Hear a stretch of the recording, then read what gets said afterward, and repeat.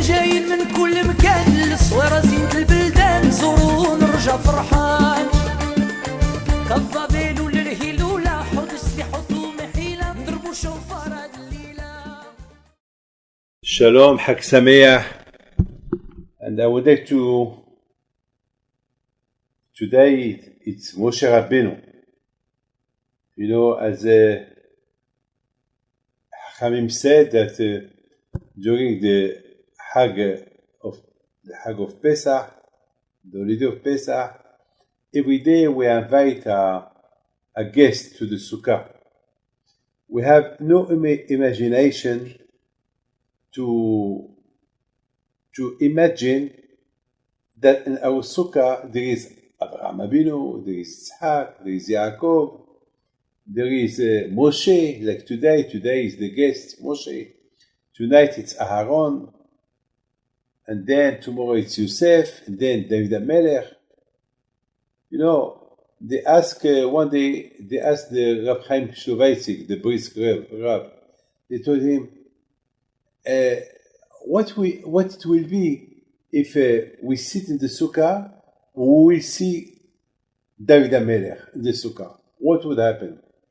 What was his answer? The brisk Rav, he said, well, if we are sitting in the sukkah and we see David HaMelech, we'll get burned. I mean, so on one hand, we imagine there is David HaMelech, Abraham, Yitzhak, Yaakov. On the other hand, if you see him, you get burned. So how you understand this? I was thinking that this is our emunah.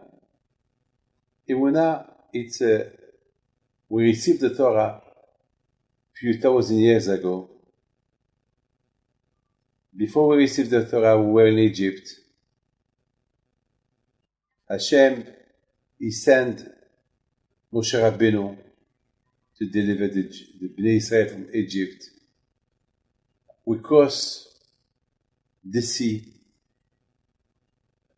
I mean, all this, you have to be a Jew, a lot of emunah, to believe in all this.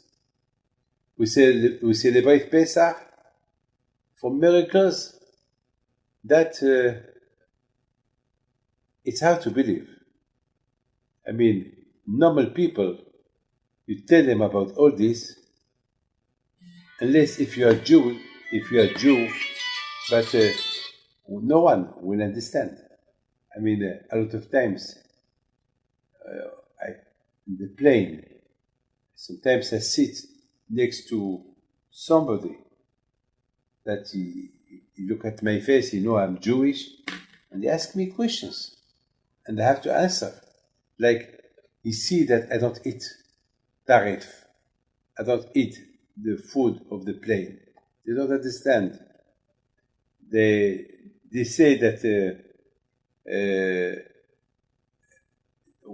one day in the plane, I had a reflex, because it was a steward, a woman, that she touched me and I had a reflex to move, and she was afraid. Sometimes people don't understand the way we act, the way we behave, and they don't understand how can we manage to live without difficulties, being Jew. And sometimes we talk about Egypt, we talk about crossing the sea, we talk about a lot of things. It's hard for them to believe. I mean, for them there is no magic, everything should be normal. I mean, Napoleon was a genius, Jules Caesar, there is crossing the sea, this is something that impossible. Especially today, we live with the corona. Here in Israel, everything is closed, everything is stopped. No synagogues, nothing. And It's Simchat Torah, and we have to be happy. How can we be happy? There is no synagogue. Simchat Beit HaShoeva.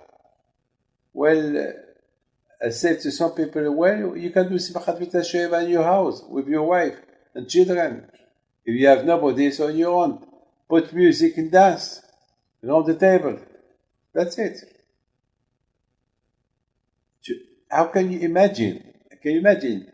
I will tell somebody that on Kippur, Hashem forgive me. They will not understand who is Hashem.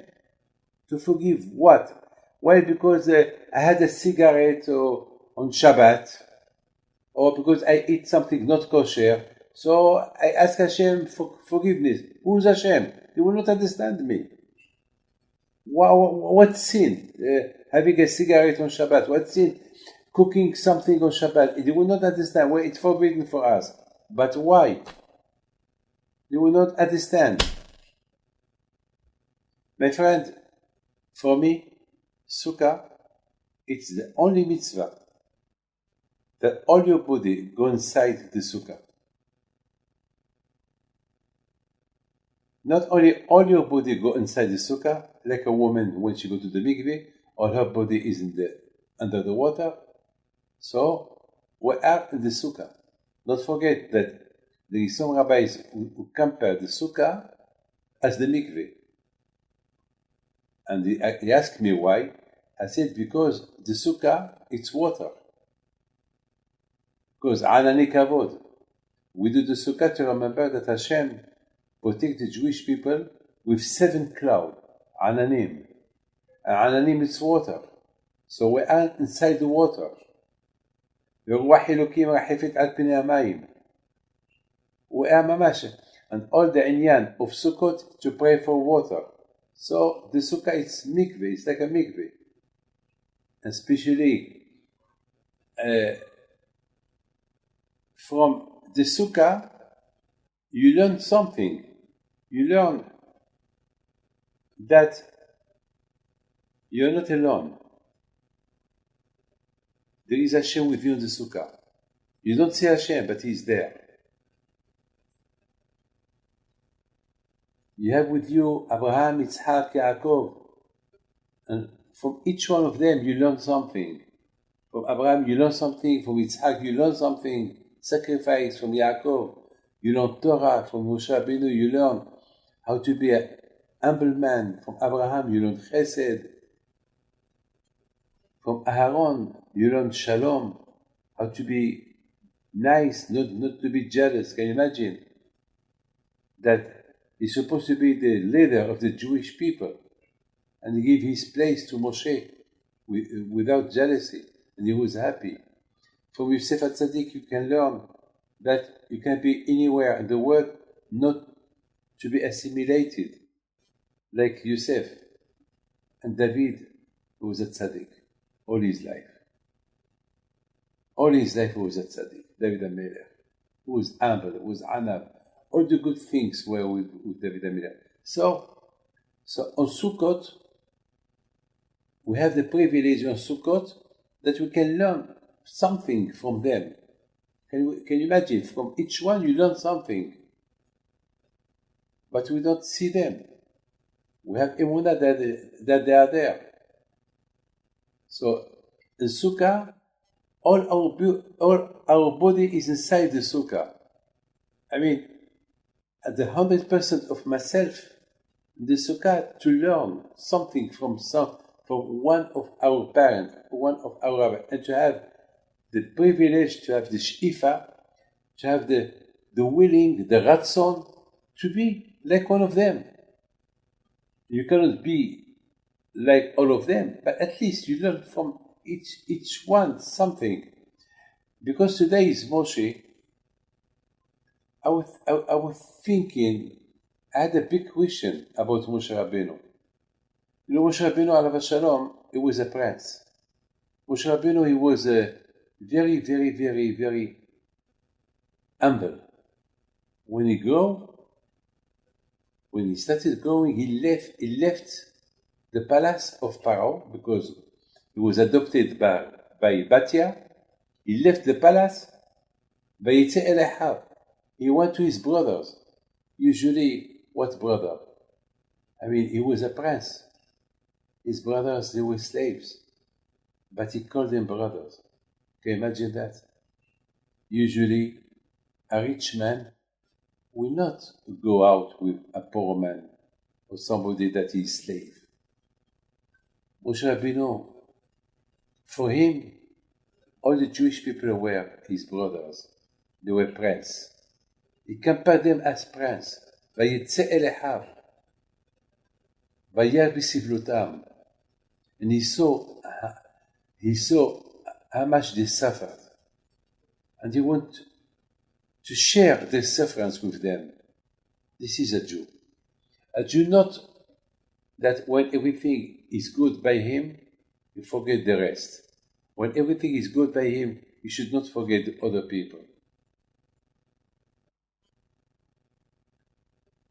My question was, when he saw an Egyptian that he was hurting a Jew, and he had a relationship with his wife, Moshe Rabbeinu couldn't live with that.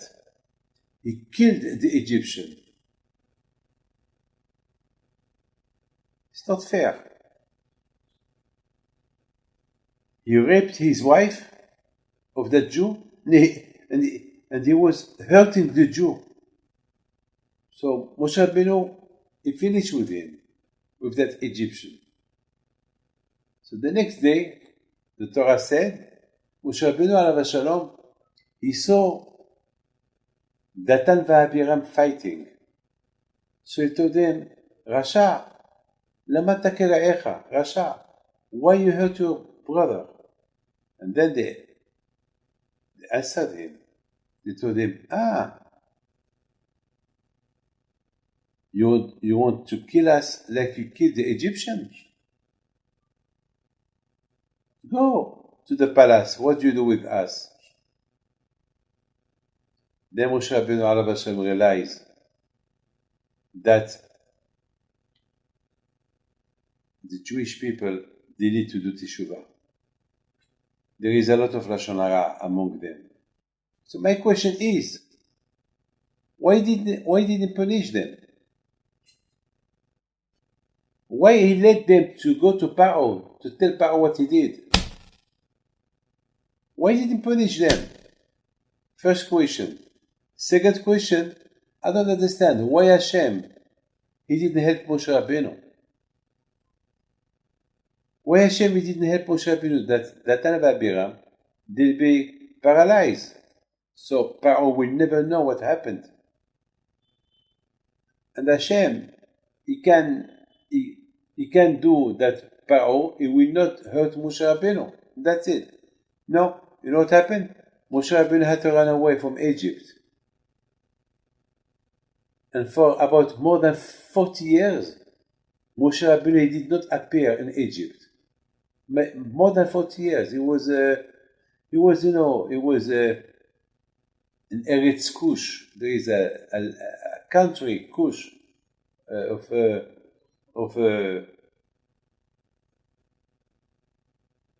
So my question is, why Hashem, he will not help Moshe Rabbeinu?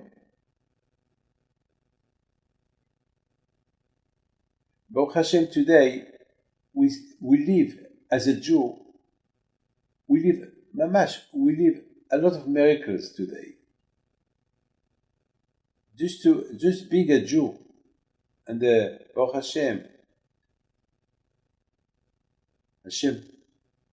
for thousands of years that the nations, they want to destroy Am Israel, physically, spiritually, Baruch Hashem, Am Israel Hai, we're here, Baruch Hashem.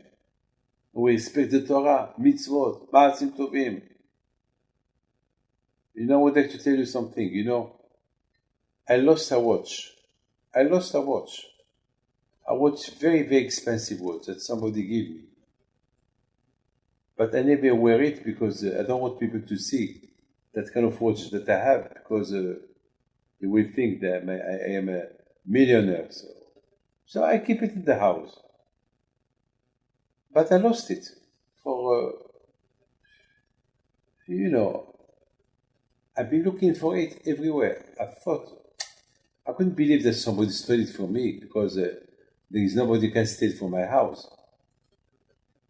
So for 8 months, since February, I looked for that watch, and I couldn't find it. So I said to Hashem, please do me a favor.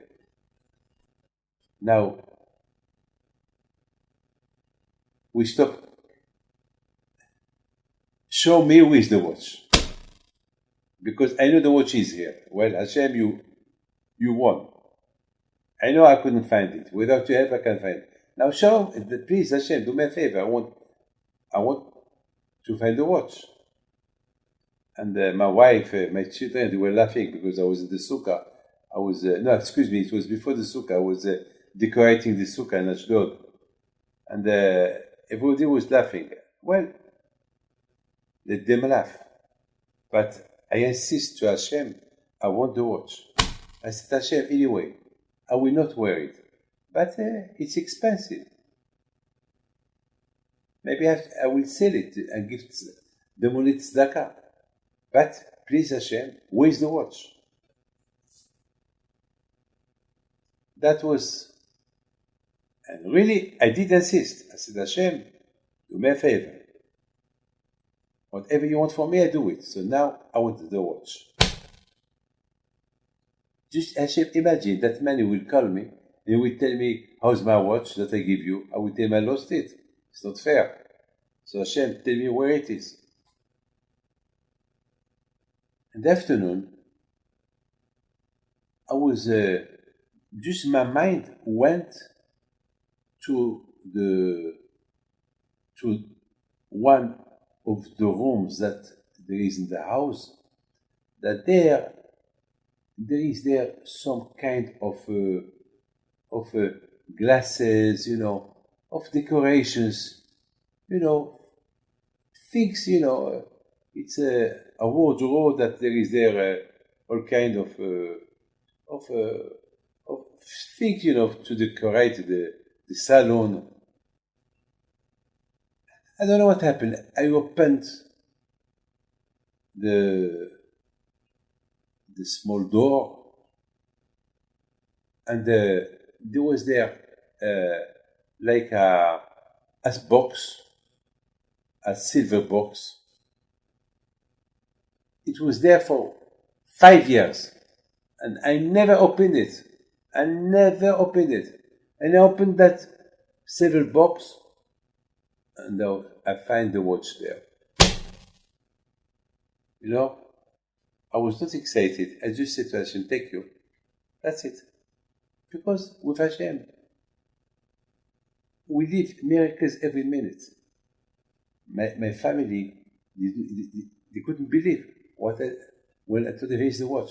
So they told me, nah, you know where you put it. It's impossible. I said, look, believe it or not, I don't know who put it there. Maybe I put it there, I forgot. But anyway, I insisted with Hashem. Where is Hashem? My friend, the sukkah, it's something that each one of us, when we go to the sukkah, we realize that in the sukkah, mamash, there is Hashem. It's Hashem who tell you to come. You are the guest of Hashem. It's not Hashem is your guest. You are the guest of Hashem. You build the sukkah for Him. And you give it back to Him. It's His house.